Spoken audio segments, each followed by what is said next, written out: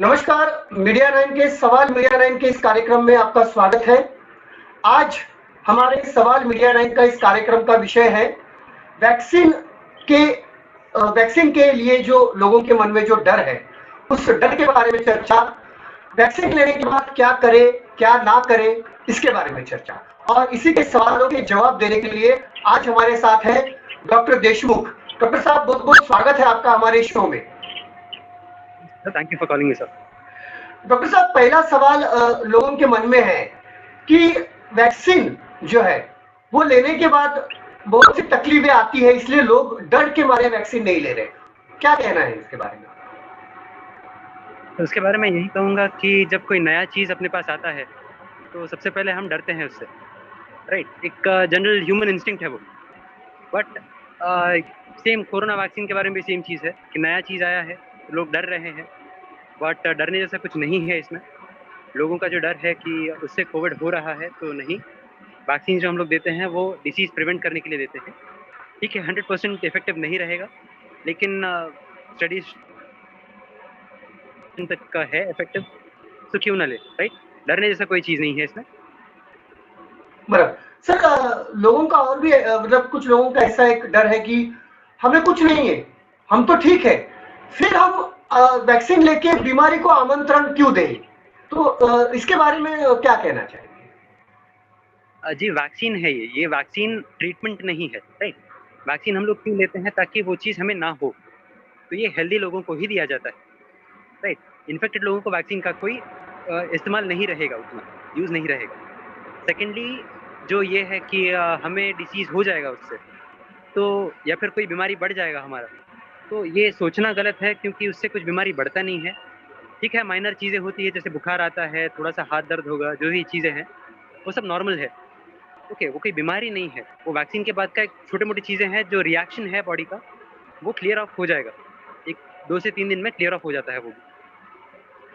Doctor साहब, हमारे दर्शकों को एग्जैक्ट बताइए कि वैक्सीन काम कैसे करता है, यानी ये वैक्सीन जो है वो शरीर में जाने के बाद एग्जैक्टली क्या काम करता है और हम वैक्सीन क्यों लेना चाहिए?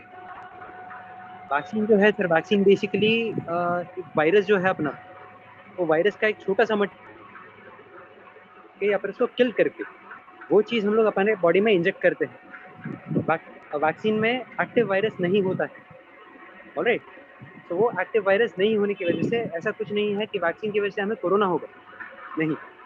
ओके, उसके वजह से वैसे सिम्टम्स आ सकते हैं, बुखार आना हो सकता है, थोड़ा सा हाथ दर्द वगैरह होना हो सकता है थोड़ा सा। तो ये सारी जो चीज़ें हैं, ये होता है क्योंकि बॉडी उसके अगेंस्ट रिएक्ट करता है। कोई भी फॉरेन मटेरियल अगर हमारे बॉडी में जाता है तो हमारा बॉडी उसे रिएक्ट करेगा। ये फिजियोलॉजी है बॉडी का, राइट।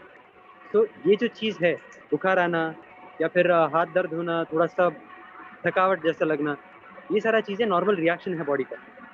ओके, ये इन्फेक्शन फाइट ऑफ करने में हेल्प करता है हमें, ना कि इन्फेक्शन बढ़ाता है। जी बिल्कुल, बहुत बढ़िया चीज बताई हमारे दर्शकों को। सर बताइए कि वैक्सीन लेने के बाद क्या करना चाहिए? सबसे पहले तो ये बताइए क्या करना चाहिए, लोगों को क्या ध्यान सावधानी रखनी चाहिए या फिर कौन सी चीजें करनी चाहिए? यस, वैक्सीन लेने के बाद सबसे बड़ी बात जो करनी है वो है कोविड अप्रोप्रिएट बिहेवियर कंटिन्यू करना है। मास्क पहनना, सोशल डिस्टेंसिंग मेंटेन करना, हाथ सैनिटाइज रखना, हाइजीन मेंटेन करना, ये सारा चीज़ें करना ही है, एब्सोल्युटली नेसेसरी है। क्योंकि अगर वायरल लोड बढ़ा तो आपको दोबारा कोविड हो सकता है, this is studies problem, right. Secondly recommend कर रहे हैं कि उसे रब ना करें, जो साइड पे वैक्सीन लिया है उसे रब नहीं करना है, बर्फ से, गर्म कपड़े से उसे सेकना नहीं है। ओके, वो हाथ से ज़्यादा काम नहीं करना है, रेस्ट लीजिएगा ज़्यादा से ज़्यादा, खाना वगैरह ठीक से खाना है, टाइम पे लेना है, पानी वगैरह अगर आप जितना पी रहे हैं उसे थोड़ा सा ज़्यादा बढ़ा दीजिएगा, ताकि फीवर वगैरह जो है वो फिजियोलॉजिकली निकल जाए, ज़्यादा मेडिसिन लेने की ज़रूरत ना पड़े। ये चीजें जो करनी चाहिए, और कुछ सारे लोग तो क्या नहीं करना चाहिए, यानी ये सावधानी रखनी चाहिए कि ये चीज बिल्कुल ही टालनी चाहिए, ऐसी कौन सी चीज है? बिल्कुल नहीं करना है उसमें वही है कि एक रब नहीं करना है वो एरिया को, आइस से या फिर गर्म कपड़े से सेकना नहीं है उसे। नेक्स्ट थिंग, अगर आप कोई ब्लड थिनर्स ले रहे हैं, एस्पिरिन हो गया, क्लोपिडोग्रिल वगैरह जो सारी चीज़ें हैं, अगर ब्लड थिनर्स ले रहे हैं तो वो एक दिन के लिए हम लोग स्टॉप करने बोलते हैं, एंड फिर नेक्स्ट डे से फिर कंटिन्यू कर सकते हैं। बाकी आपकी जो नॉर्मल दवाइयाँ हैं, बीपी, शुगर, थायराइड, जो भी और दवाई ले रहे हैं वो कंटिन्यू कीजिएगा, उसका कोई लेना देना नहीं है उसका। अभी अभी आपने दो बीमारी के बारे में कहा, बीपी और शुगर। इसके बारे में भी बहुत सी गलतफहमी है, अगर मैं ऐसे कहूंगा कि लोगों के मन में है कि अगर वैक्सीन लेने के बाद मेरा बीपी बढ़ेगा, मेरा शुगर बढ़ेगा, अरे क्यों ले रहा है, अच्छा खासा तो हूं मैं, ये लेके क्यों मैं मेरे चीज को बढ़ाना है। इसके बारे में क्या लोगों की गलतफहमी कैसे दूर करना चाहेंगे आप? तो जैसे आपने कहा ये गलतफहमी है, इसमें टू द पॉइंट ऐसा कोई चीज़ नहीं है उसमें, राइट? ब्लड अगर बीपी आपका बढ़ रहा है वैक्सीन के बाद, तो इट इज़ प्रोबेबली बिकॉज़ आप डर रहे हैं उस चीज़ से। आपके दिमाग में वो चीज़ बैठ गया है कि ये लेने से मुझे कुछ बुरा होगा। ओके, वो अगर आप निकाल देंगे, अगर आप शांत मन से अगर लेते हैं वैक्सीन, ज़्यादा तकलीफ नहीं होता है। मेरे भी दोनों डोज हो चुके हैं, तो इतना कुछ प्रॉब्लम नहीं होता है, राइट? तो टेंशन मत लीजिएगा, कोई तकलीफ ज़्यादा नहीं होता है, बीपी शुगर बढ़ने वाली जैसी चीज़ें नहीं होती हैं जनरली। बहुत अच्छी चीज बताई लोगों को आज। शायद ये प्रोग्राम देखने के बाद जिनके मन में अगर कोई डर है तो वो थोड़ा तो कम होगा ही होगा, मैं आशा करता हूँ।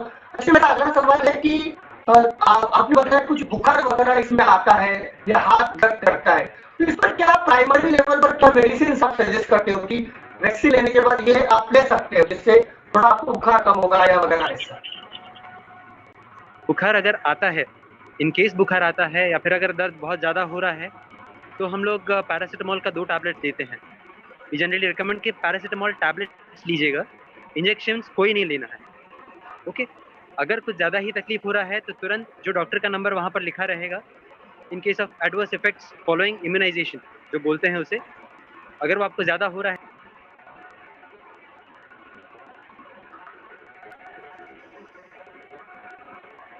तो उसके लिए आप किसी भी डॉक्टर को कॉन्टैक्ट कर सकते हैं तुरंत।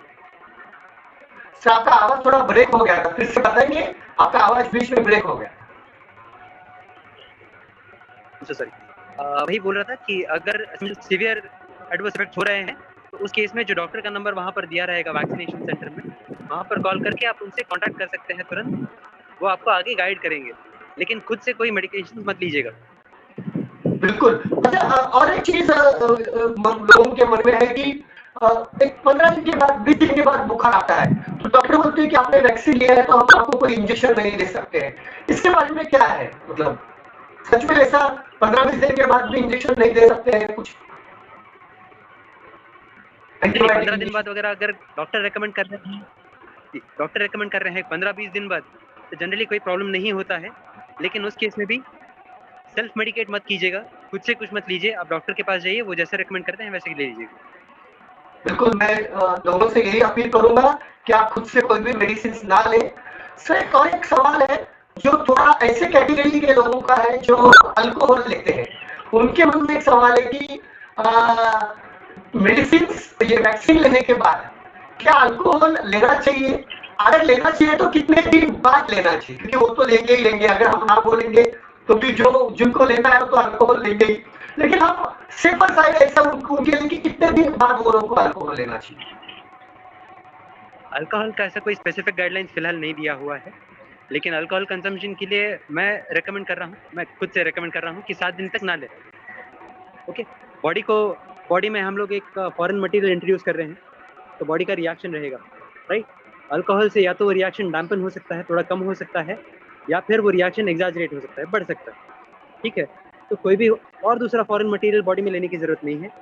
जैसे नॉर्मल जो चीज़ें चल रही हैं वैसे चलने दीजिए। वैक्सीन के बाद कुछ दिन का रेस्ट लेने दीजिए बॉडी को, उसके बाद आप अल्कोहल ले सकते हैं, कोई प्रॉब्लम नहीं है। लिमिटेड ओके, अमाउंट में लीजिए, ऑब्वियसली ज़्यादा अल्कोहल लेंगे it is injurious to health. बिल्कुल ज्यादा अल्कोहल, मैं तो दर्शकों से कहूंगा कि अल्कोहल लो ही मत। अल्कोहल यानी वो तो बंद ही कर दो। लेकिन फिर भी कुछ लोगों का है कि हम कितना भी मना करेंगे वो तो लेना ही लेना है। उनके लिए ये सवाल था कि अल्कोहल अगर लेना है तो 7 दिन तक आपको अल्कोहल नहीं लेना है वैक्सीन के बाद, ये ध्यान आपको रखना है। सर अंत में आप क्या लोगों से अपील करना चाहेंगे? क्योंकि मैं दर्शकों से एक चीज कहना चाहूंगा कि डॉक्टर देशमुख ये खुद वैक्सीनेशन सेंटर में वैक्सीन दे रहे हैं। इसके लिए हमने उनको आमंत्रित किया है कि उन्हें वैक्सीन के बारे में बहुत ही अच्छी जानकारी है, लोगों को वो अच्छी जानकारी दे सकते हैं, इसलिए हमने इस प्रोग्राम में उनको आमंत्रित किया है। सर जाते जाते आप बताइए कि आप क्या लोगों को अपील करना चाहेंगे? लोगों को अपील यही करना चाहूँगा कि हम लोग जब वैक्सीनेशन सेंटर्स पे हैं, तो हम लोग ने एक नोटिस किया है कि 45 प्लस जो लोग हैं, जिनका एज 45 के ऊपर है, वो लोग वो लोग नहीं ले रहे हैं वैक्सीन। उन लोग के मन में अभी भी कुछ संकोच है वो चीज़ को लेके, तो वो हम लोग को दूर करना है। तो अगर कोई सवाल वगैरह रहेंगे तो I am thankful to you कि आपकी वजह से बहुत सारे लोगों के सवाल थोड़े से कम हो जाएंगे। तो आई एम एक्सपेक्टिंग कि अभी भीड़ बढ़ेगा हमारे पास 45 प्लस का। सो आइए, बिल्कुल वैक्सीन लीजिएगा, बिल्कुल सेफ है, कोई प्रॉब्लम नहीं होगा। ऐसे नहीं कह रहा कि उससे कोविड नहीं होता है, 100% सेफ है, 100% सेफ है। उसे कोविड नहीं होगा ऐसे नहीं बोल सकता मैं, कोविड होएगा। लेकिन आप कोविड अप्रोप्रिएट बिहेवियर अगर फॉलो करते हैं तो होने के चांसेस बहुत कम है। ऑलराइट, बिल्कुल। देश को अगर 100% कोविड फ्री करना है तो this is one of the major steps towards it. हम लोग अगर वैक्सीनेशन ज्यादा से ज्यादा लेते हैं, this is good for us. मैं थोड़ा आपको करेक्ट करता हूँ, हम ऐसा नहीं कहेंगे कि कोविड होगा भी या कोविड नहीं भी होगा, लेकिन ये तन मन से निकाल लेना चाहिए कि हमें कोविड होगा ही, क्योंकि वैक्सीन लेने के बाद कोविड का जो पॉसिबिलिटी है वो डेफिनेटली कम हो जाएगा। ये मैं मेरे बच्चों को इस प्रोग्राम के द्वारा कहना चाहूंगा, आप वैक्सीनेशन सेंटर में जाइए, वैक्सीन लीजिए। सर एक आखिरी सवाल है मेरा कि लोगों अभी आपने बताया कैटेगरी 45 अबव एंड बिलो 45, तो अभी तक जिन्होंने लिया 45 अबव, उनकी तरफ से ऐसा फीडबैक आ रहा है कि हमें बहुत तकलीफ हुआ, हमें 7-7 दिन तक बुखार आया, पैर दर्द हुआ, लेकिन बिलो 45 वालों को बहुत कंप्लेंट्स कम आ रहे हैं, लेकिन बहुत कम है, हमको कुछ भी नहीं हुआ, बहुत अच्छा है, हमको कुछ तकलीफ भी नहीं हुआ। ऐसा क्यों हो रहा है? मतलब इसमें ह्यूमिनिटी पावर कहीं इन्वॉल्व है क्या? इसे बताइए हमारे। बिल्कुल सर, बेस्ड ऑन इम्यूनिटी थोड़ा बहुत रिएक्शन में चेंजेस आता ही है, नहीं ऐसा नहीं है। लेकिन जैसे हम लोग कह रहे हैं कि एक जो ट्रेंड है 18 to 44 की एज ग्रुप में लोग खुद से आ रहे हैं, they are wanting the vaccine, right. उन लोग को बाहर निकलना है, उन लोग को काम करना है, जो भी उनके रीजंस रहेंगे, और उन्हें वो वैक्सीन लेना है, तो वो लोग खुद से माइंड प्रिपेयर करके आ रहे हैं कि नहीं हमें तो लेना ही है भाई, हमें सेफ होना है कोविड से। 45 प्लस में वो एक चीज रहता है कि लूंगा तो क्या होगा, लूंगा तो कुछ बुरा तो नहीं होगा मेरा, है ना।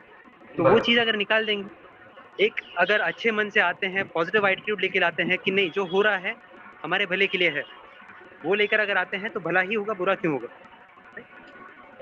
जी डॉक्टर साहब, आप हमारे इस कार्यक्रम में आए, आपका समय दिया और इतनी अच्छी जानकारी हमारे दर्शकों को दी, इसलिए मैं आपका आभारी हूँ बहुत बहुत। मैं जाने से पहले फिर से एक बार डॉक्टर साहब का इंट्रोडक्शन दूंगा। डॉक्टर साहब हमारे वैक्सीनेशन सेंटर में खुद वैक्सीन दे रहे हैं, डॉक्टर देशमुख। डॉक्टर साहब थैंक यू वेरी मच, आप हमारे इस प्रोग्राम में आए और हमारे इस कार्यक्रम में लोगों को जानकारी दी। Thank you very much doctor साहब। Thank you for calling.